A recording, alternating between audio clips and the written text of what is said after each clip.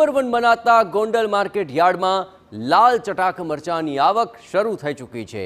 મુહૂર્તમાં બોલાયા છે record break 23,113 રૂપિયાનો ભાવ। જ્યાં ગોંડલ માર્કેટિંગ યાર્ડમાં લાલ ચટાક મરચાની સિઝનની આ સૌપ્રથમ આવક શરૂ થઈ ચૂકી છે અને તેમાં હરાજી મુહૂર્તની પૂજા વિધિ કરવામાં આવી।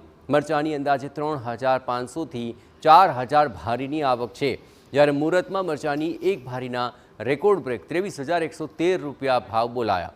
સાથે જ 20 કિલો મરચાનો ભાવ 3 થી 6,000 સુધી બોલાયો હતો। મરચા અમારો વકલ લઈને હું આવેલ, એમાં મને 23,113 ભાવ મળેલ। 5-6 રાજ્યના અલગ અલગ વેપારી આવેલ। પેલી ભારીની બોણી હતી તો એમાં ઊંચી બોણી લાગવાથી મને ભાવ 23,113 મળેલ છે।